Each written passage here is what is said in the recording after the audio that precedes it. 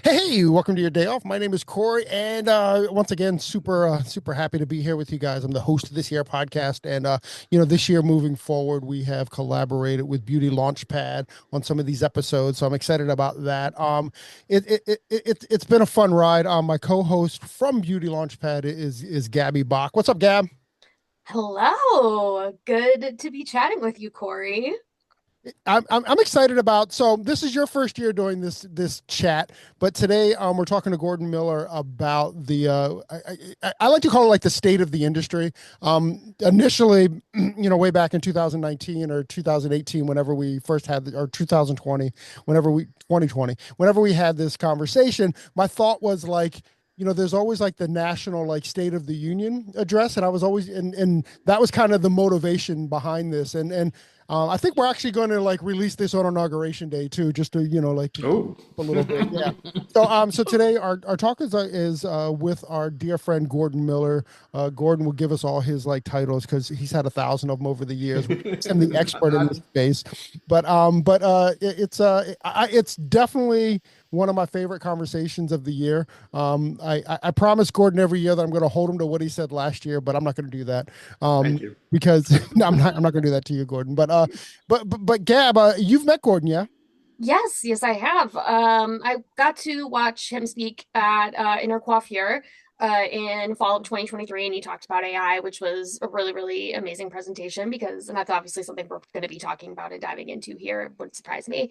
And then we met for the first time, like actually face to face at an event with Kia Neal, where she was talking about texture. It was, I think, like a collaborative event that was hosted by Dana, who's one of our mutual friends at her space, Pure Beauty. And that was, yeah, a good time. That was a really, really great event and very like fun. Yeah, like intimate space. So yeah, I'm excited to get to be able to be a part of this conversation. Thank you for having me be a part of it. I think we're going to talk about a lot of really great stuff. It's like I said, it's one of my favorites. But Mr. Gordon Miller, man, welcome back. Thank you. It's always good to see you, Corey. Online, offline, all those things. You know what a massive fan I am, and so I don't even know how many we've done of these because we've done some other stuff too. But I don't know. I don't think I have the record as guest with you the most number of times, but I think I must be up there. No, you have to be up there. Let me think. You're definitely up there. Certainly. I mean, I believe this is our fifth one. I think we were I doing think the so. calculations before. So just like state of the industry, we've done five, and then we did a couple. We did one with Tabitha, I remember, and Yep. we've Yep. done we've done a few others. And well, I mean, I say this every year, and it continues to be true. But I appreciate you more than you know. You were the first one, when we started the podcast, that I reached out to, and then you reached back out, and just all the grace that you gave, and the motivation. When you reached out to me that morning, I remember I was walking my dog, and I was so excited. I was like, "Oh my God!" I'm talking to Tony. I'm like, "Fucking Gordon Miller just reached out to us," So it was just a little bit of validation that we're on the right track. So I appreciate that, and it's definitely motivational. All No, right, I Mister. appreciate you doing being so good at what you do, and because I was telling a lot of people right from the get-go, you got to pay attention to these guys, and thank God you didn't prove me wrong. Well, I appreciate that. Thank you so much, man. We I gotta make sure we send Gordon his five timers jacket. Gotta, Oh, yeah, like the fancy little like SNL robe. I feel like you need one of those Yes. now. Friend of the podcast.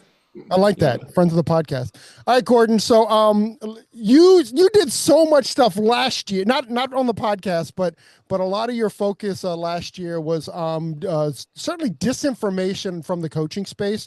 I don't want to Yes. spend a lot of time on it because I think you've killed that. You've kind of killed that. But what do you? I don't know how to position this. Like I guess what would your advice be as far as what to look for when you're looking for a coach and what to avoid? I mean, I think today more than ever, so there's a long list of reasons why we are where we are relative to what I'm going to say. But I think like personal referrals are so important in today's world. If I want to go to a restaurant and I read reviews online, maybe I heard about it and I'll be like, oh, this sounds great. If I can find a friend who's been there, in my inner circle, it's like, oh, it always makes a big difference because even when I read the reviews, sometimes I end up a little disappointed. And some of that is because a lot of us don't understand that reviews can be kind of faked up. You can have your friends go in, you can have your team go in. I mean, you can't, it's hard to trust stuff these days online. And a lot of times we see great marketing, killer marketing on all kinds of stuff, health things, beauty things, personal stuff, coaches. And it all sounds great, but I think today we're smart to be a little cynical. And I think if you can get to a personal recommendation or get to a friend who can get you to somebody who might be able to then give you a personal recommendation, you'll be way better off. And even then, it's a little dicey. We live in a world filled with misinformation right now. And my own personal opinion about our industry is it's going to get worse before it gets better. Hmm. That's not good. By the That's way, not good. with those reviews, two things that I read. I read this thing. What this restaurant did is he had one of his friends or something do a 1-star review, but make it glowing. Because people go to the Mm, 1-star reviews to yeah, like smart. read about like that's where I Yeah, go, right? Like what's the yeah, worst me case too. scenario here? And then they say the most truthful ones are the threes and the fours, right? Like That if you go makes to a so three or much four. sense. Those are the most truthful, and almost nobody, and this is weird to me, but almost nobody does a 2-star review. That's so interesting. And most people, from what I've read, kind of look at that overview thing. You go to whatever you're on Google Maps or wherever you're looking, Google, and they look at the overview. It's kind of like, oh, 95% are like 5 stars and 4 stars, and you see that one little tiny one at the bottom, which I want to see that review. But most of us don't go any deeper. Oh, they got 4.5. Yay, we're going to go eat there. And when it comes to something as profound as a coach, somebody could literally change or destroy your life. I think we need to do our homework. Mm. All right. The overall broad question is like, where are we as an industry? Because I mean, yeah. Go ahead. Your stage. Well, where we are is easier than where we're going, and where we are is not always so easy either. I'm really fortunate again because I get to chat with so many people and people like you who are also collecting information, and I try to triangulate stuff. I was really fortunate to be put on a working group called KIM. It's connected to Salon Centric and to Salon Interactive, and it's a research group that's pulling data from a whole lot of really cool sources. And it's kind of behind the scenes right now, but they announced at the recent PBA Executive Summit that a bunch of us were on this. And so it's a data project that is very, really well put together, really super deep in terms of the information it's bringing in. It's not been released yet, but what I can say is that what I am seeing is that we had an okay year. And it has all the data for the year across all kinds of categories like top line revenue, color revenue, retail revenue, average tickets, all of it. And it's still being, worked through. It's not quite ready for public release yet. And it will never completely be public. It's because it's so complex, but there'll be definitely the sharing of the most important information. I'm quite confident. Again, all that's being sorted out. But what I see in the data compared to the last prior 2 years, we had an okay year. Generally speaking, we were off a little bit. Generally speaking, things that we would hope would be up were kind of down a little bit. And so I think that 2023 was a kind of an up year for so many. And the sense in the data is that we overcorrected on inflation in 2023. We paid the price in 2024 across the industry. And so we're off a little bit. Could have been much worse. And now the question is that correction hopefully is kind of over. And now we'll see what happens in this year. And it's really murky. When I try to pay attention to like global forecasting in business and, just where's industry going in general, there's a lot of variances in opinion, more variance than I've ever seen, I think. And also the smartest people I listen to about the world, I think are like, flip a coin, flip a coin. We're in that weird transition period of government, and we've never been in a transition of government that's had so many unknowns attached to it ever in the history of my life. Because, we kind of slide in from one thing to another, and, there's changes, but we kind of have a sense from history. I think there's so many unknowns right now. And so fingers crossed that those unknowns all turn positive for us, but it's tough. Gab. Yeah. I think like that really, really interests me because looking at it from Beauty Launchpad perspective, we cover a lot of trends And it feels like trends in the industry are very booming. Like you have, and especially a lot of stuff like I'm noticing, especially because I was at the time that we're recording this episode, writing about the Golden Globes and all the like elegant, like old Oh yeah, Hollywood hair looks and that stuff yeah, that's really trendy. And so it is interesting, I guess, like in my mind, hearing what you're saying, the juxtaposition between how trends are popping off and these like luxurious colors, a lot of which, I mean, like a yeah. lot of clients are leaning more towards lived in looks and stuff like that, but finding the juxtaposition between there being this like massive boom of trends versus how things are actually performing. And I'm kind of curious your thoughts on that. Well, yeah, if you study history, you'll see that at the worst times is when we have the most luxurious trends. It's really fascinating. So when you look at, for example, coming through the Great Depression, coming through the Great Depression, there was actually a really big effort. It was a very different time. America was in its infancy in many ways, but we still had 40 million people in the country. And so we were coming through the silent movie area. Well, if you live in a city, and you do, Gabby, where we have the Chicago Theater, we have these big, beautiful movie palaces that have mostly been redone now. And most of them were in existence right before or kind of came to being during the Depression. And there was just a movement by society to say, we need to put high glam in front of the world as an aspiration. And that's what it was, as an aspiration, to make people have something to look forward to hope for, and to feel good when they were in the confines of that movie house, and just to take the pressure of everyday life off of them. When we come through the wars, when we came through World War I, we come through World War II, when you look at fashion on the other side, when we were coming through really horrific times, and even coming out, you have the challenge of the horror of those times. We had we had millions and millions of soldiers who went to Europe, and so what they came back to was not easy. And yet the fashion of the 50s was high glam, and a lot of it's in reaction to what's not glam in our life. So some of it's artificial, and so it's really interesting. We also, I would argue, live in perhaps one thing that's interesting about the 50s was it was an era of prosperity by the time we got, well past the war. And again, high glam was in, TV was kind of, making a lot of it happen, putting it in our faces for the first time, really, really fascinating. You look at a lot of the commentary on the election we just went through, and across, political stuff, and it seems to be agreement that we've come out of the election understanding that Americans are in a very transactional nature right now. That first and foremost, it's about the economy. First and foremost, it's second and foremost, after it's about the economy, it's about my economy and my money and how I feel and how I live. And I feel like I have a right to feel that way. It's like I have concerns for myself.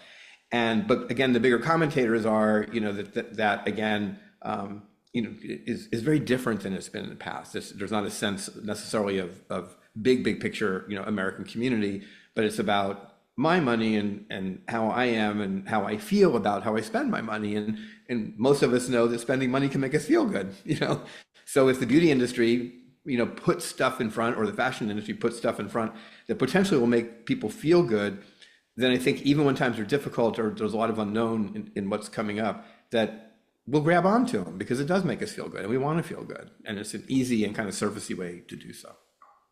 Sorry. I think that makes a lot of sense, actually. I mean, Yeah.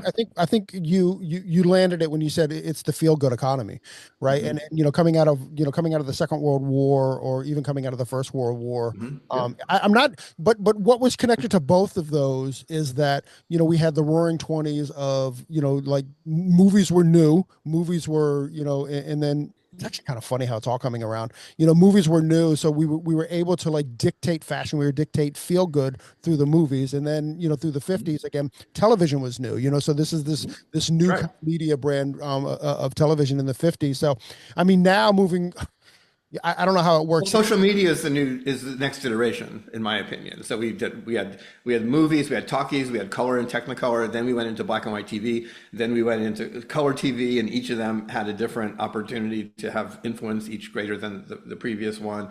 I would argue, and then we come into streaming era, but simultaneously social.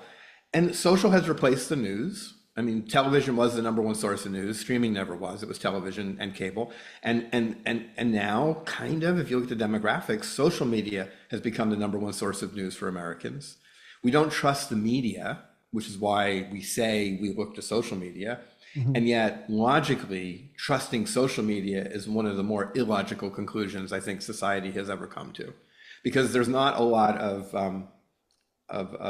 gravitas underneath the larger amount of stuff that's on social. There's some gravitas if you look at individuals, but when you assume that the best source of media is social media, you don't always look for the gravitas. You grab onto what you grab onto. So I think it's the new television, and I think there's a lot of danger in that. Well, my point was actually, I was kind of going there, is that social seems to have like peaked, before we needed the feel good economy. Right. So now, like, it feels like we need the feel good economy now. Like, where are we going to get that information up? Because it seems like even social media and stuff isn't that. I wouldn't agree with that. I think it's peaked in certain categories of usage and understanding of it. But in terms of general consumption, it doesn't appear to have peaked, in terms of how people are using it, especially TikTok. I mean, that's the newest. Mm-hmm. And TikTok is where more people than ever, especially younger people, but also people across generations, are getting news and getting information. And, and we don't talk as much about TikTok because not as many hairdressers are over there. So we tend to focus on Instagram first and foremost, and we talk a lot about TikTok. But so I really feel that going from where I was a few moments ago, I would say TikTok is the closest thing we have to what was television. And I think that, look, TikTok, there's a lot of folks who would argue that the election was decided by social media, end of story. I would agree with that. And then that's not a commentary on politics, whoever won, won. But if you really look at, how it all transpired, social had a massive impact on the outcome of the election. There's no doubt about it, especially in the last 2 weeks. It is what it is. That's not a complaint. That's just a statement of general fact. Just the system. It's just the system that we're in. But I mean, by the time we release this, we don't even know if TikTok's going to be around, right? I mean, I think that's just what I was going to say. It's not going anywhere. It is not going anywhere. So that's my prediction. Time will tell. So your prediction was for yesterday on this release date. My prediction would have been for yesterday. So again, we're in a transactional world. We've never been in such a transactional world. And if you really kind of follow the TikTok conversation from its very infancy, which was prior to the Biden administration by a significant amount of time, there are some American interests who very much want to own TikTok, and they're ready to own TikTok. And there's been things in their way. And so, and listening to most recent political commentary on it, it seems like the new administration is pro TikTok now. And so given that, and given the 19th shutdown and the president coming in on the 20th, even if it does get shut down, it'll probably be pushed off from a regulatory perspective. I think the Trump administration will absolutely save TikTok, either by somehow undoing what has been decided, or more likely, you'll have a bunch of the billionaires who can afford to buy something like TikTok step in and buy it. Because Larry Ellison wanted to buy it last time, the head of Oracle, one of the richest people on the planet. He was ready to buy TikTok. It seems like he's still ready. So don't worry about TikTok is my best advice, but I could be wrong. Time will tell. Well, I mean, again, this is 100% opinion on my part. I'm sorry, Gab, I'll give you a second, just a sec, because I'm actually being the Z'er in the room. I'm curious about what you think, but I hope that TikTok stays independent in the sense that it's not a Meta property. I don't. Yeah, that's unlikely. That's unlikely.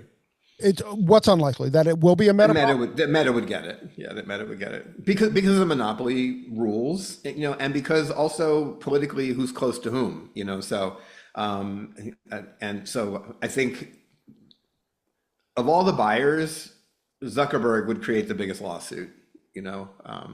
From other parties who'd be like, okay, they can't own Instagram, Facebook, the larger Meta thing, all the stuff that they have, and TikTok, that I think that would be a problem. But I think there's others who would love to have it, including potentially the owner of Twitter. Yeah, and if there's that, and who seems to have some sort of inside track. Again, I'm not getting political. It is talking about TikTok. Yeah, I hope not. Just because the cesspool that X has become. Yep. I go to I go to TikTok as it is my feel good place to go. You know, it's where like my algorithm has been arranged or aligned, you know, to where it's stuff that I'm interested in and that I want to get into, and it never feels like work, you know. And I kind of left X because it became just a gross space for me, Yeah, you know, I'm with and you. it's just not what I want to consume, you know. Like Yeah. I'm very conscientious of what I'm consuming these days, and Mhm. that just wasn't fulfilling what I wanted to consume there. Gab, what's your 2 cents? Yeah. So I have also, I mean, I still have accounts on X because I've had them for so long, and there's like that nostalgia feeling of like I have stuff from when I was a teen that was on here, or like people that followed me that I'm like, I don't want to delete this. So they exist, but I don't really use them anymore because you're right, it has become a cesspool. However, what I do find interesting is sort of, and again, it's like it's been a pattern for a while of okay, we don't like this social media platform anymore. It's no longer reflecting what it is we want from it and creating something new. And so I'm curious if either of you have used Blue Sky at all or Mhm. are on it. Yeah, because Yeah. I like beginning of November happened and I was like, cool, great. Like I need another alternative and hopped onto Blue Sky and it's such a radically different space. And I think like that also had me thinking about like TikTok and the TikTok ban that like if TikTok did get banned, then what becomes the alternative because I think there's going to be something new to then end up replacing it. And I think that innovation is really interesting to me. And then how long does it take for that to then fall apart and find something else? Like it feels like we just kind of are going in circles a little bit.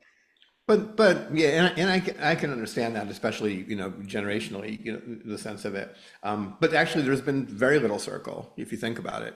Facebook is Facebook, Instagram is Instagram, Twitter is Twitter with new ownership, and yeah, the platform has a different direction. Meta has always, their direction has always evolved. And then there's TikTok. And then there's a handful of others that came and went really quickly. Threads doesn't seem to be doing much, but it's got a massive user base, but most people don't understand that that's just autopilot from Instagram. You Right. know, so there's that. But they've kind of locked in as the institutional side of social, those platforms. I don't think Blue Sky is gonna, you know, put much of a ripple out there. You know, that's kind of a little bit hopeful. I think Americans are kind of over news the way that it used to be, you know, and that's scary to me because I think news is fundamental. Good news is fundamental in us being able to have a democracy that works, you know, make the decisions we got to make. But it is what it is. But again, I go back to generally speaking, TikTok here to stay. Might be some minor modifications. I highly doubt it. Instagram will continue to be the most important platform for hairdressers in business, you know, doing their business. Facebook secondary to that, but still really important depending on who the client base is. And then personally, different strokes for different folks. Yeah, no doubt.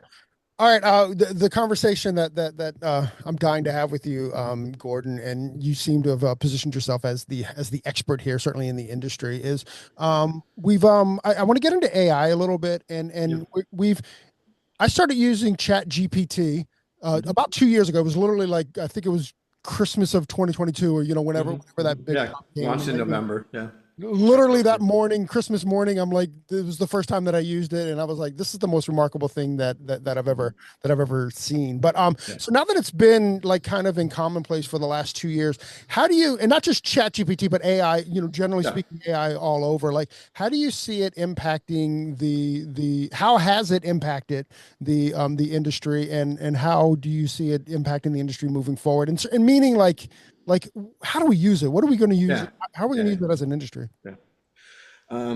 Well, most importantly, we need to think about where it lives in the larger world, you know, because then it'll find its way to us more than likely. Because that's what happens with all the big stuff. You know, if we think back, Gabby, you were not here yet, you know, but those of us who were here when software happened, you know, it's like all of a sudden there's like Word, like what is that? You know, what do you do with that? Or the PC, you know, or for me, you know, the internet, you know, all this stuff. It didn't get created for us. It got created to do other larger things in the world, and then money is drawn to it by different industries who then make some decisions and try to make it work in their industry. And you know, John Harms did it within the software space, you know, and then you know other people came after him. You know, you look at I'm working on a presentation for Serious Business, and one of the things that came out of World War II because of having to fight in places where there were insects was the invention of the aerosol can. It was like a huge invention. And it was really something powerful during war times in certain places, like when they were in the Philippines and Japan and all that. They invented this thing. Well, that was how we got to hairspray. There was hairspray before that, but it was a heavy lacquer, and we didn't have the benefit of aerosol. So, in other words, things are invented for other reasons in the bigger world. And then if the industry goes, I wonder if we put some money behind that idea that someone else came up with, whether we can make a lot of money in our industry and change it for the better. And so I think that is what's true of AI. I can tell you all the software companies, whether it's Mevo, whether it's Zenoti, whether it's Boulevard, Forest, they're all working on AI. They have huge amounts of engineers on it right now. And so I've had many conversations. There's a lot of independent groups that are coming in from outside the industry as well as in. I think top of the launch initiatives will be the 24/7 concierge. They've had those at the airlines, the hotels forever. And the new technologies, I'm experiencing some of those because people were bringing them to me saying, what do you think? And, one in particular, and I can't talk about them specifically, but blown away with, they're like, here, call this number and try to make an appointment, and I did, and I was like, am I talking to AI or a real person? Like, I think I'm talking to a real person, even though I know it's not. And I said to this real person sounding AI to book an appointment at a real salon, which is beta testing stuff. I said, I want to come in. Yes, I want an appointment.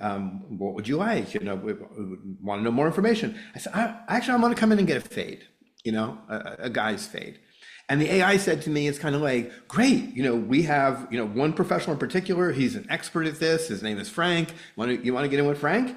I was like, yeah, how about this day, this time? Oh, by the way, I want to get a color gloss too. Now that's a crazy statement, right? I want to get color gloss with my fade. And the AI was kind of like, well, so first of all, let me ask you some particulars about the fade. Is there any specific type of fade you want? And I said, something really tight. It's like, okay, Frank can do that for you.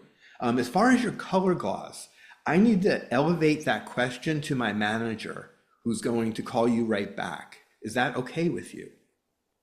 I said, yeah, absolutely. I said, by the way, I forgot to ask.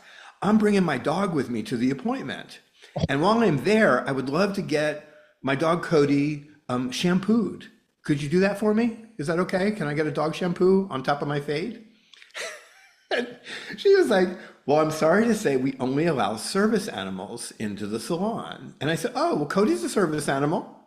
And she said, oh, great. I said, well, then could I get a shampoo? She said, I'm not sure that we can do that for you, but let me elevate that to my manager who will call you back.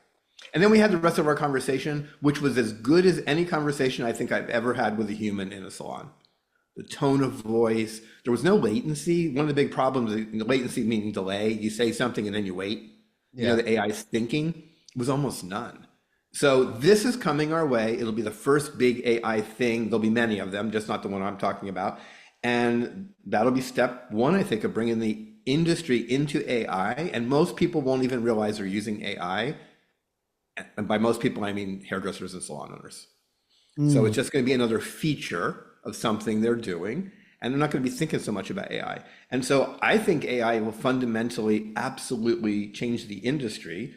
When you saw, we're recording this in early January, but as you said, it's coming out on Inauguration Day.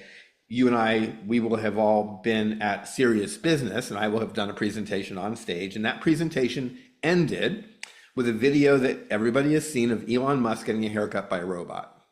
And that's going to be my close, and just walk off the stage, kind of like mic drop moment.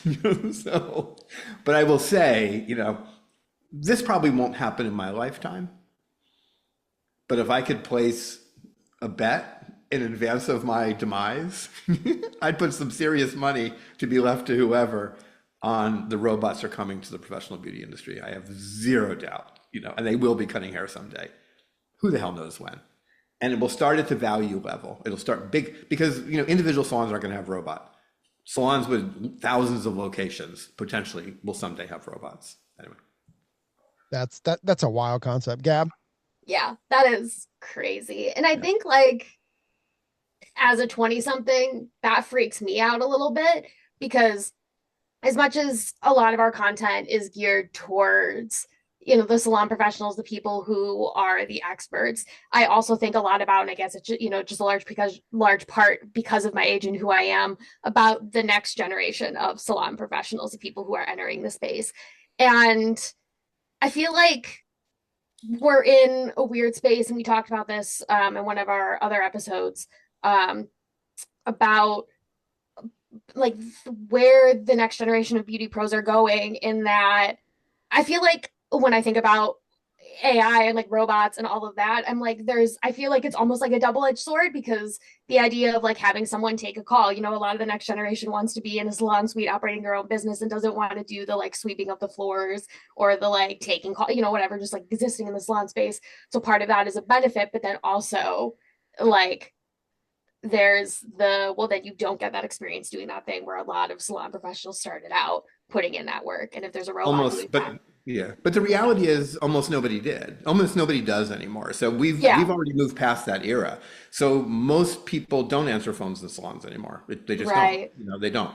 And most people, even of arguably, of Gen Z, don't love answering phones. And I right. mean, They want to research be able shows to that, get in. yeah, the research shows most people in Gen Z don't really want to talk on the phone. They communicate by text, so often standing across from each other, so you do have that. So it feels like in many ways we've kind of moved past it, but I think really importantly as context, I'm saying it's way down the road if it ever Yeah, happens. Brain surgery is happening with these robots, so I think it will happen. It'll happen not in the luxury space, and a mutual friend of some of us, Anku Tran, and I talked about one of the best haircutters in the world. The actress was Shogun, who just got Golden Globe for Best Actress. He was in New York doing her hair, or in LA, I should say, in LA doing her hair. He said to me, I'm like, what do you think? He's like, oh, the robots are coming. He's like, they're so coming. He's like, and I can't wait.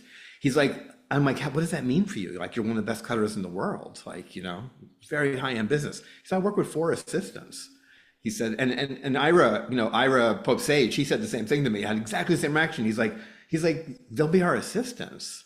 He's like, robot for me to design the cut, to prep the cut, to kind of lay the cut in, and the finished work, done by a robot, because An's point was, he said, it's math. He said, haircutting is math. He said, I'm going to do the feeling part. I'm the expert. I'm going to do the consult. I'm going to make the decisions. And my robot assistants, which may not be here until Onstead as well, could be 100 years, could be 200 years, could be 20. But these are hardcore, really smart, successful hairdressers who both agree the robots are coming and they embrace the idea. So who the hell knows? I think it's fun to think about.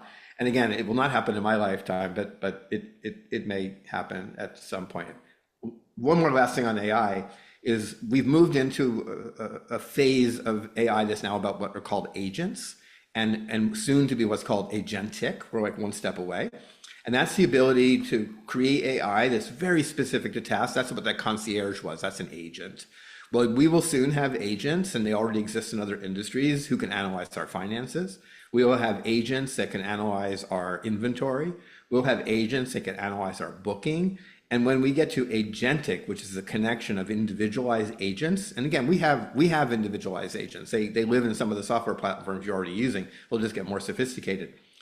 Some of us see a time not too far away, 10, 20 years, where you will be able to access agents kind of bundled together who can answer your phones, analyze your booking, know from your bookings what products you need next week, the week after, and the week after, order your products for you, consider the money you have in the bank, whether you can afford to order those products, adjust your marketing to bring in more money, and on and on and on.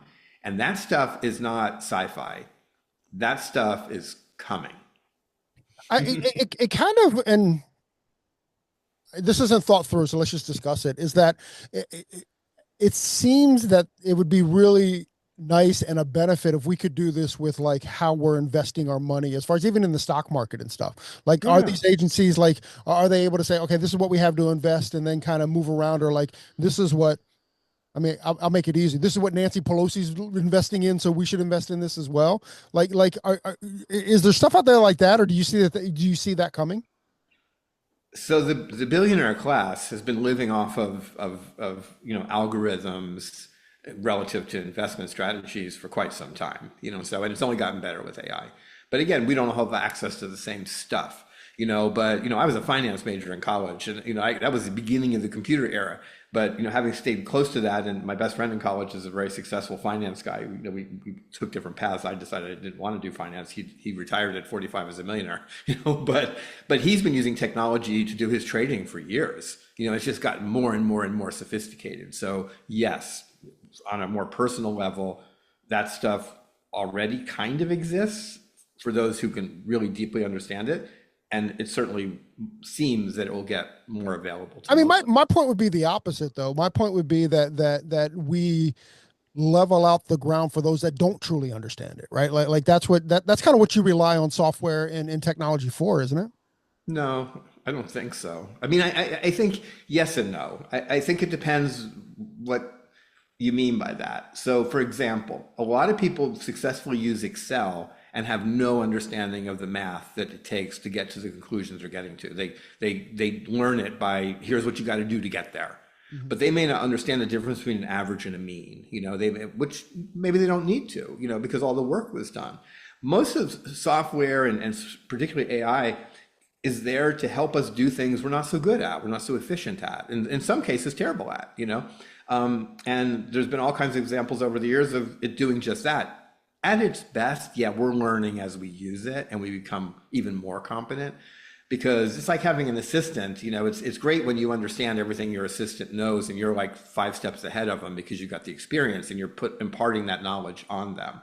But with software, it isn't required that the knowledge is imparted on us to get the value from what it does. And I think it's a nuanced kind of difference. And in a perfect world, I'm with you, Corey. Like, yes, it'd be great if we would learn, but not every salon owner has time to learn how to make those really precise decisions on what to do about inventory. May never just get there, but but I keep thinking about it. The average salon in America has 4 people in it. That's reality. It's been that Really? reality for a very long time. That So has this isn't not a changed. sweet thing. This isn't a sweet thing. You said it No, this has prior to nothing to do with suite, it was suites. four. The average salon in America has 4 people in it. 3.5 people, 10, 20 years ago. Now it's 4. And again, in this data project, I can see that, it's like 4 people, 4.5 maybe. But we all know bigger salons, right? So it's easy for us to be confused and think like, how's that possible? But we also forget how much of America is rural, And even in my neighborhood, I've got close to 30 salons in my neighborhood. Most of those salons are a little bigger than that, but almost none of those salons have more than 4 employees. I can tell you that because I've been walking by these salons for close to 20 years. And so that's just reality, and that's reality across the country, because I'm always in big cities looking in salon windows going, damn, they got 12 chairs and 3 people working in that place. I wonder when it gets busy. And then sometimes when you talk to people, it's like, well, this is how it always is, because we built it at a time when we could do that, and we're no longer in those times, and we don't want to spend the money to redo things. So, point of that being, a small business with 4 people can't afford a receptionist. Everybody's like, oh, reception is going away. Well, one of the reasons they're going away is people can't afford them, and so that's one of a more complicated equation. But if you could have a 24/7 receptionist to answer your phones at midnight when someone like me might call for an appointment, and if nobody's there to answer me, I'm not going to get an appointment. Or if I can't get to your online booking. So small business people who don't understand or can afford a financial coach, and AI could be their coach, and it's proven that it works. Got to get there first, right? It could take all of your booking stuff and connect to your other systems and just get all your accounting and transactional stuff done for you in a way that can be trusted, because Mevo or Zenoti or Forrest said it works. We have 200 engineers on this. It works. Just like POS systems. Most people who use POS systems, which they've been around for a very long time, still don't necessarily all understand all the things the POS system does or how to do those things if they didn't have a POS system. So I think as an industry filled with a lot of tiny businesses, because that's what we are, it could be absolutely game changing. That every potential salon owner and hairdresser could have their own coach and or some sort of tech thing that can allow them to be more efficient, more effective, smarter at doing their business without necessarily having to be different or learn a whole lot. Mm. That's how I feel, so. And I see the proof in it because I use my own AI all day, every day, all day, every day. I mean, if I go half hour without being involved in one, it would shock me because it's created that many efficiencies in my life, whether it's building presentations, whether it's writing, whether it's building a newsletter, whether it's doing stuff on a website you use for all the different things. And I know which ones are better at which at this point. And so once you kind of dive in, which I don't recommend everybody does, because I don't think long-term you'll need to, because again, these companies are going to help us. But the proof points, my really good friend Sam Mercado and I, we talk a lot about this. He loves AI. He's building a whole knowledge base of AI for his entire company that his staff is using actively. It's like Sam's like CEO thing that's all AI built. And he's another proof point to me of how powerful it can be for a salon, even at where we are today, which is we're kind of in that hobbyist mode right now. We're like in the old PC, when guys were building PCs in their garages. I guess one of the things I was also going to ask alongside all of that is, do you foresee accessibility being an issue at all? Because there are so many salons like making sure, like smaller salons, like everybody having access to this, because I think that's a big thing when it comes to new technology, new advancements, is who has the access to it. I was watching this cheesy, like dystopian, and like the whole big main theme of it is that was an independent made film, but big like theme behind it is accessibility. And like when you have these technologies, these big companies, that they get to choose like who gets access to what, and obviously they choose the upper like 1%, and the people who really need it most don't get access to it. And so I'm curious how you see that playing into the salon and hair industry, like having accessibility to this new tech that's going to make their lives easier. It's all based on economics, fundamentally, and it's not so much about the 1% because they're not going to drive the AI economy forward on their own because yes, they've got the money to have access, but I think the genius about the rollout of AI was it needed a lot of input from a lot of human beings for it to be able to move forward. It needed millions of people engaging with it, interacting with it to train it, right? It's a training model. And so anybody can get AI today across pretty much every platform that's out there for free, which is amazing. It's going to change with time, but for our industry, and again, like from a hobbyist perspective, I have lots of hairdressers I talk to on almost a daily who are using it now every single day, whether it's ChatGPT, whether it's Perplexity, whether it's Claude, whether it's video stuff, whether it's graphic stuff. I mean, so it's been pretty democratized. We don't know where it's headed. But truly, for the typical person, it needs to become industry specific. And I've always said this about technology. We're at the mercy of the money people who are inside and outside the industry who make decisions about whether they want to invest in that technology to bring it into their products. So, from a tool perspective, AI will be in tools someday. It depends on a tool company wanting to bring it in based on whatever's happening in the tool world that's bigger than beauty, like consumer tools and stuff. So it'll come in. Again, when I last met with Forrest, they had, I think, close to 200 engineers that they had brought on to work in the AI space. They've made the investment. Zenoti brought in more than 200. I'm not sure of some of the others, but they're bringing in engineers from across the globe to work on it. The outcome of that will be them selling products to everybody in our industry. And they understand what we can afford and not. So I believe that access is not going to be a problem if the industry itself steps up. If the industry doesn't step up, then we're back to that kind of hobbyist idea that a lot of us have already kind of grabbed onto, which is like, okay, it's here. Like, how do I use it in my space, in my industry? Because there's nothing in it that I feel that's that specific. But by the way, this was true. I remember Robert Labetta, way back in the day, Robert Labetta was really the first hairdresser who was known to jump on to the Photoshop bandwagon. He did it in a really big way, in a really controversial way. The industry generally was anti-Photoshop. To think that's even possible today is like mind-blowing. How was that even talked about? But it was, and he was an early adopter. He before anybody was messing around with it, he was in it, and he was doing work, and he was getting it published.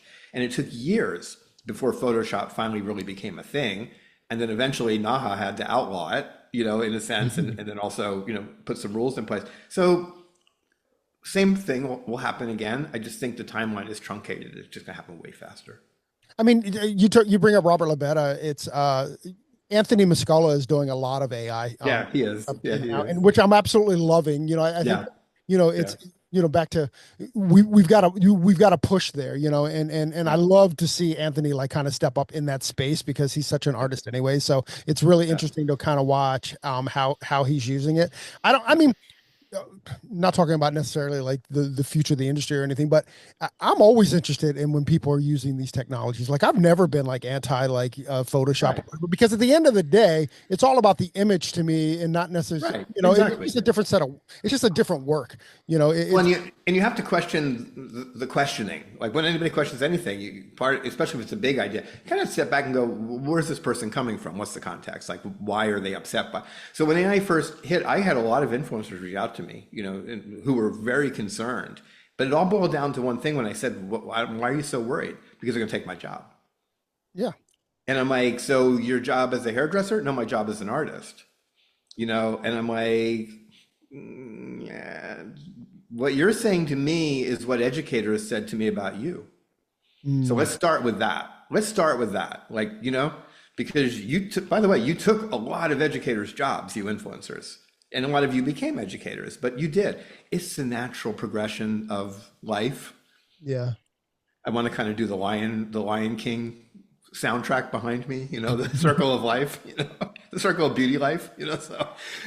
But it is, right? The world changes, technology changes. And yes, you have a concern of your job, but the jobs today are not the jobs of tomorrow, always, all of them. And yeah, some things are going to change.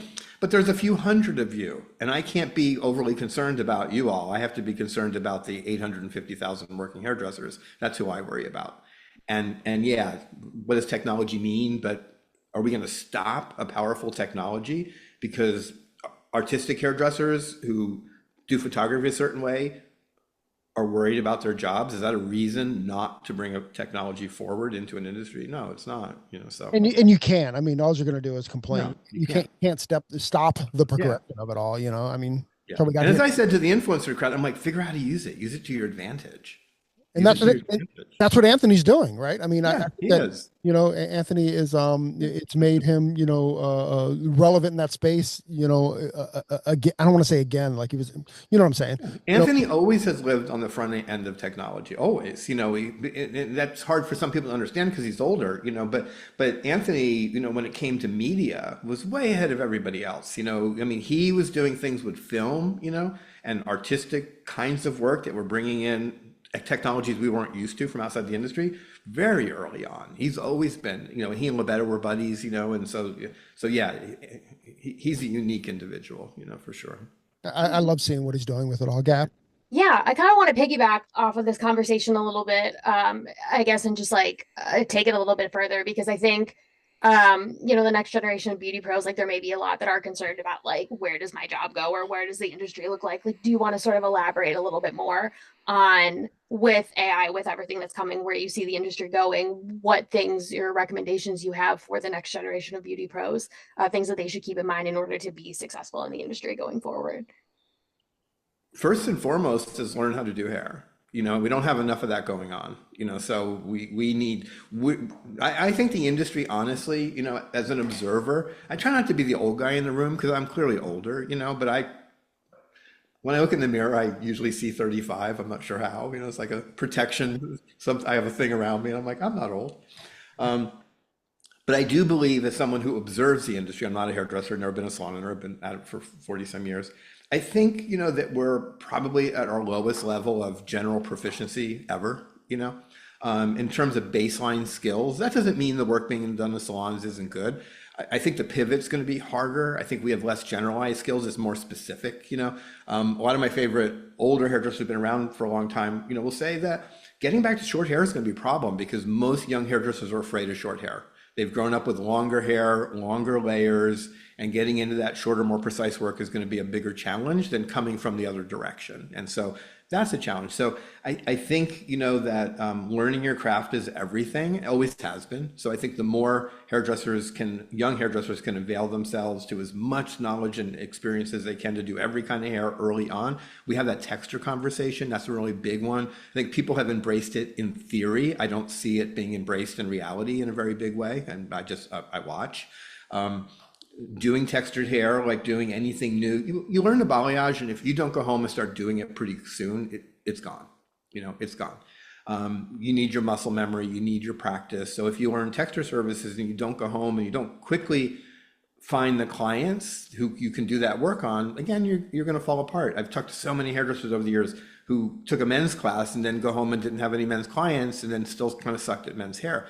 And one of the reasons the barber thing is blown up again is because so many men couldn't find salons who could do their hair well. I mean, that is a real thing. It remains a real thing.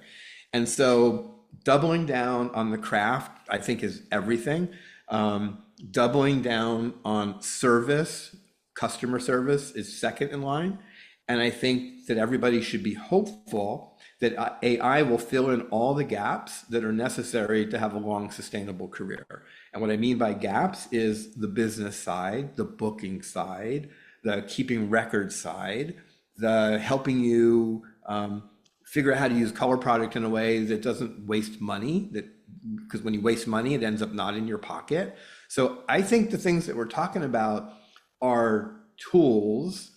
My mother is about to turn 89 and she's in amazing health. My mother cooks like a chef, a brilliant chef, and has been doing it since she was young. And when food processors came along and electric devices to help you be better in the kitchen, my mother was like, no, that's not how you do this. My mother eventually found those devices and slid herself into them, and now she can't imagine cooking without them. So, we often just kind of have to take a little step back and let go of our perceptions about things, at least give it a go, at least try, at least be open-minded, find our own way to what works best for us. Don't necessarily worry about the things that don't work. But yeah, I think it's really about doubling down on the craft, doubling down on service. And don't getting so caught up and I have to be my own boss, which is one of the worst things that the professional beauty industry has ever done to itself. Because this idea that everybody shows up wanting to be their own boss, we did that. They didn't do that. We did that. This industry has been saying for my entire 45-year career to the public, come join us. You can be your own boss. You can set your own hours. You can have a great life. You can be creative. Join us. And then too many people buy into that because there is no industry, there is no community where the majority of us were built to be our own bosses. It's just not how people are designed. We're not, a percentage of us are designed to do that, not all of us. And I'm not even saying that one of those is me. I've always worked for people. I love working for people. So this idea that everybody should be their own boss, I think has done more destruction than anything I can think of in the industry to the industry. It's been horribly destructive. And I think we are at one of our worst points ever of destruction. I just read an article that rental, I don't remember the site it was on. It's a suite site that talks about the rental world. And they said that, the industry generally, they believe, is at about 30% annual turnover now in the rental space. And that's almost a triple of where it was 15, 20 years ago, in their opinion. What are they defining the rental space as? Chair and suite combined. Wow. Combined. Yeah. Wow. Stats I hear on suites is 40%. Yeah. I mean, I only have anecdotal. I mean, we're not turning rooms quite at that clip. Yeah. I wouldn't think of the suite that we're at. But I also think that our suite is a little different because everybody or most people that are there are super established, and they're just kind of showing up and going to work kind of thing. Are you, Corey, is your suite, and that you don't need to say which one, but are you a national chain or are you an independent? We're a local chain. I think that they have like 5 or 6 locations now. Everything I hear nationally is that those are doing better, generally speaking, and it makes kind of sense. it's harder when you're big. The bigger you are, the harder things are to manage. We know that, large salon groups, it takes a lot more to manage all those bodies across locations. When you've got, like some of the big companies that now have thousands of units, that makes sense to me. Yeah, and again, I think that, and even the way that they kind of set it up, they're not, at least with my intake interview, to get in there, it's not being set up as it's being set up as a business opportunity and not necessarily just a place to park. Yeah. I think that if that I mean, even the fact that we had an intake interview, like they wanted to make sure that the owner wanted to really make sure that we're committed to what they're trying to build as well. Yeah, and I love that. That's great. And our mutual friend Eric Taylor, has always been committed to that in his model. I mean, he's about, being open and honest with people and helping them understand, are they ready for this or not? And I think that's important. And because we do have so many national franchises now, I think, the franchisees are the key to everything. So depending on how they run their businesses locally, could be doing exactly that or not, but yeah, the rental thing, the independent thing, I have nothing against being your own boss. I have nothing against being independent.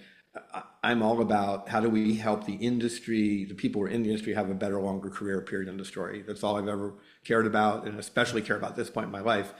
And I just think, the realities of life and business aren't talked about, in part because maybe we don't have enough information, but we've lost most of our institutions, the things that are challenged Americans as citizens, as they don't trust our institutions. Beauty industry is another version of the same thing. And the media's, no offense, Gabby, you guys are a media company. I know the founder really well. I've always been a fan of Launchpad. I'm a fan of Modern Salon. I'm a fan of American Salon. I'm a fan of Hairbrain. I'm a fan of Behind the Chair. The media space is probably 20% of what it was 20 years ago financially. And it just, unfortunately, doesn't have the gravitas that it just once did. That's not taking away from anything that you all do. It's just not where people look anymore in big numbers. And that hurts everybody. That's why I'm so pro media. It hurts everybody not to be looking at these platforms, but they're not looking the way they used to. All right, moving forward, Gordon, give us a couple words for what we can look forward to on 2025. Before our next conversation. Let's end on a positive here, bud. Uh-oh. Oh shit! I stumped him, Gabby. I stumped him. I mean, The notes are coming out. I brought the notes out, yeah, because I think 2025 is just a very hazy year. I told you we were kidding around, but they have a we don't need to change screens, but I put in a question into the online Magic 8 Ball. Should I just do it? Yeah, let's do it. Everybody knows about the Magic. I was gonna try to get us there anyway. I was gonna be like, should we pull out the 8 ball to end us? Yeah, I mean, I can just ask the question. We don't need to show it, or do you want to show it? Let's show it, man. Oh, how do I do that? I gotta take over somehow, right? Yeah, well, I gave you co-host, so you should be able to give me co-host. Okay, a share screen. Share A little screen. green Here's button. my Magic 8 Ball. I typed the question in already. Oh, There we go. Can you see it? Gabby, read the question. Says, will 2025 be a year of growth for the professional salon industry? All right, I'm gonna shake the ball. I have no idea what it's gonna say, but sometimes in life, the 8 Ball is about as good as it gets. It's like I've shaken this 8 Ball more than a few times over the course of the last 45 years. Not the digital one, but the real one. So drum roll, it's shaking. Yes. Yes. All right, there you go. 8 Ball's a lot smarter than me. I don't know the answer to this question. I don't really have a strong opinion. I would hope that we'll be in year of growth because I feel like 2024 has not been the best of years. We kind of dipped down, so that'll be interesting. I do think from my notes, I think we're going to start to see franchise growth. I think over the next 10 years, the franchise side of our industry, especially at the salon level, is going to grow significantly, and that's going to come at the expense of the middle of the market. I think that's absolutely going to happen. Suites are going to continue to grow. This year and for probably several years to come, we're at about 110, 120,000 suite units in the country right now. Everything I see in here tells me we're probably going to tap out at about 200,000. I think the luxury market's going to tighten up. I think we're going to see that continue to literally tighten up, have less of it. But then I think we're going to hit like the sweet spot because luxury will always be of interest to folks. It's a question of who can afford it and who can't, who wants it and who doesn't. But I think the industry eventually, we're going to kind of someday become the restaurant industry. And I think by that, what I mean from a consumer perception, like consumers understand like the Michelin restaurants, right? That's like the very high end. Most of us can't even think of going there, but we really wish we could. You know, those really special, however many restaurants in America that are just like top, top, top. We don't know, we don't talk about that in our industry. I mean, some of us do, but the public doesn't know. So I think, you know, to have that defined, you know, same at the bottom end, I think, you know, that, and by bottom, I just mean franchise is kind of a mix of lower end value, and then middle, you've got Ulta, which is squarely in the middle. But I think that segment is going to grow significantly. And important to say is that we have more than enough salons and hairdressers working in America. I mean, one of the reasons we become a part-time industry, the average hairdresser works 24 hours a week now. That's a stat. Wow. From Cunity, and they've got great data proving it. Hey, Gordon, can you minimize the Magic 8 Ball? Oh yeah. Let me get rid of the Magic 8 Ball. How do I get rid of it? Go back down to there you go. Welcome back. Sorry about that. No worries. Okay. We could have asked for lottery numbers or something. Yes. Yeah. So there's just a lot. You know, I probably sort of started with my notes because I know we're wrapping up here. But I think retail is going to continue to go away. I think the middle of the market will remain the toughest part of the market to be in, and the middle's got to be smarter than anybody else if they want to, you know, kind of find their way through it. I think independence and part-time is going to continue to grow, but not for the right reasons. I think that really concerns me. And corporate budgets are really tightening up this year. I can see it already, and that affects the entire industry because the big corporations provide all of our education. They provide all kinds of added resources, connectivity, networking opportunities as they tighten budget. That's a little bit of a worry. And then last but not least, I think 2025 will be potentially the slowing down of the influencer space. It may take quite a few years to get there, but I think the dollars spent against influence either have peaked or they will peak this year. And then we'll begin to see some sort of transition to something, I don't know what the hell it is, but I think it's time for a change, and I can feel it coming. I think the lack of trust towards influencer is being talked about for the first time in a fairly significant way on social media. It'll be fascinating to see where it takes us. I definitely have felt the corporate tightening. I mean, certainly in, you know, because we're doing the event space and stuff, we're just having much different conversations. I mean, is it something that we just kind of bide our time and the money will come back? Or do you think that, you know, moving forward, this is, where we at? It's a tough call. I think things will either remain where they are or get worse. I don't see us going back to the way it was. I don't think there's a lot of incentive to go back to the way it was. So I think that's an issue. I think, you know, we've seen the rise of events like what you're doing, other events. But when I look at the event space and talk to some of the big companies, they're just kind of like, oh yeah, all the independents. I'm like, when you say all, like, how many are you talking about? 20? You know, it's like, what are we talking about here from a serving the masses perspective? And so the numbers aren't that great. And so one of the reasons that a lot of brands aren't looking the direction I would like them to look in, which is some of these conferences like yours, is they're struggling with the math. How many people are coming? 200? We're going to skip it. Talk to us next year. So there's too much of that. And I feel like the industry has pivoted in such a strong way, kind of away from education, how it was. I would hope that the brands would start investing in smaller events, if nothing else, to explore the possibilities, to support the possibilities, to see where it might take us, since they've already kind of accepted that the old models aren't working anymore. So, you know, put some money aside to experiment and to play and to help the industry find a new way to education, because I don't think we're quite there yet. And by the way, last thing I'll say is digital education. I don't think 2025 is the year we'll figure it out. We're a long ways from figuring it out. The rest of the world is getting better at it faster than we are. But I think within the next 5 years, digital education will transform how everybody's educated. That's just my hope. Well, I don't want to, again, I want to be in the room with hairstylists, and I just get concerned that if it takes over so much, and this is completely a selfish, you know, opinion, but you know, that I just kind of, I love our industry so much and the people in our industry so much that selfishly, I would be disappointed if the majority of it became digital and we were no longer. And here's what I would push back on that thought, because I feel exactly the same way. And what I know factually is the majority of hairdressers in any given year don't go to any of the events that we go to.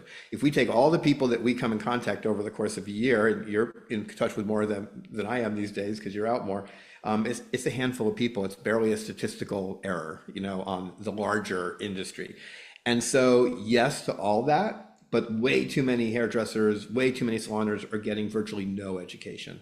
And digital can help fill in that gap, I hope. And then coming through pandemic, a lot of the people who were But I would really also getting, push up against that a little bit too, Gordon, yeah, only because like I think that whatever that percentage number is, whether it's it's 2% of the big. industry or 10% of the industry or whatever it is, It's closer to 80. It's closer to 80. well, I'm just saying that the people that are looking for that education are going to find it, and I just hope that it's not pushed away from our communal spaces and into a digital thing, because I think that there's also a percentage of the industry that's just not going to do the education for whatever reason. No, no, yeah, I completely agree. What I'm reacting to is I believe we are touching fewer people than we've ever touched in my career in in-person education. Shows have come back, but not really. I mean, people, I know how all those numbers work. They're smaller. They're just smaller. They've come back strong. The show floors are smaller. They're really good at the attendee numbers because they can be counted a million different ways. Love beauty shows. I wish everybody would go to a beauty show. I want them to be highly successful. But the math isn't what it once was. Brands are bringing back some big events, but an event that pre-pandemic had 12,000 attendees, post-pandemic in a new format has 3,000. A lot of people are getting left out. And then a lot of people have always been left out. Digital is not going to replace, I hope that digital becomes a solution for those who can't get to education. So I'm with you totally. But the need in this industry for massive deployment of education to benefit a whole lot more people has been with us for probably 20, 30 years. And digital is the first chance we've had to make it possible, because not everybody can fly to Orlando or fly to Chicago or fly to LA or fly to Las Vegas. And so much local education coming through distributors who are doing their very best just often doesn't bring the same level of talent to the table because they can't, and they're also doing less than ever. So again, education is the biggest driver of the industry. And since we know that, we should all be trying to figure out how can we get people to more of it. And if it's not through real time, then I say digital. Digital. That's fair. Gabby, Both. anything to wrap up on? I think this was super productive, helpful conversation. And I think we shared a lot of really, really great nuggets of wisdom. And yeah, my hope is that, obviously I know, you mentioned media before, and we're a media company. So my hope is that, Beauty Launchpad has a lot of really excellent resources. We have a lot of wonderful Absolutely. pros who are willing to share their knowledge. Our Jan Feb issue is out now. Go and read it. We have some brunette education in there if you're looking for more technical hair education. We have stuff about health and wellness, taking care of yourself as a person, because I feel like that's also been a trend in the industry, is more hair professionals learning to take care of themselves so they can be successful and thrive in the long run, which you mentioned being a goal. So make sure you do that. That's always been true, by the way, right? Yeah. That's such an important thing to say, because we've always needed to take care of ourselves. So it's exciting to see more people are, but Yeah. we should also, as we speak to everybody, be like, it's not even a new idea. It's like, it's an old, important idea that not enough people ever availed themselves to. So everybody pay attention, take care of yourself. Yes. Stop wearing those freaking heels. Yeah. Yeah. Seriously. You can dress professionally without the heels. I ditto that, as the woman in the room. Yeah. And I think there's a lot to be nervous about going into 2025. I'm definitely very wary, but I think I'm also excited for this year to come and all the fun stuff that we're going to be doing, especially over at Beauty Launchpad, the ways that we're innovating, even just doing this podcast and getting to be a part of this conversation, putting yourself out there more. And yeah, like I said, education, like know the skills, know the technical skills. And that's how you grow and thrive, and rely on people. We are such a community-based industry.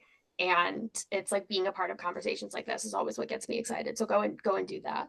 And thank you for chatting with us, Gordon. I appreciate all of your insights. And yeah, and since you're local to the Chicagoland area, let's let this not be the last conversation we have. I know we'll be probably doing this yearly, but yeah. And I'm in the city. We talked about that. So I'm a city guy. So, Yes. anytime Perfect. up by Wrigley Field.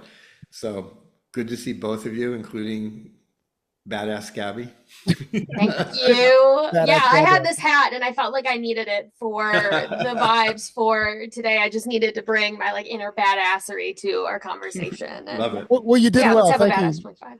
Yeah, Thank let's you. have a Really good, badass 2025. Mr. Gordon Miller. Well, I'll see you this weekend, sir. But thank you so much for hanging out with us, and thank you for joining us on your. No, wait, before you Whoa, go whoa. there, we have said nothing about what I do in life. We have said nothing. I have a podcast called Oh Social yeah. Beauty Makers. Yeah, I plug have a yourself, Gordon. website called Social. It was just, hey, Gordon, welcome to the podcast. So as we end, let me just, Yes. that's all I'm going to say. Come listen to my podcast, Social Beauty Makers. Come check out my newsletter, which is free. I talk about trends, socialbeautymakers.com. And yeah, that's it. I love Very that. self-serving, but thank you. No, it should be self-serving. I apologize. My apologies, Gordon. I effed up there. I'm trying to get out of here or something. We're very familiar with one another, so this is what happens. Exactly. Yeah. People would be surprised how much time we actually spent on the phone together during Exactly. during the year. Yeah.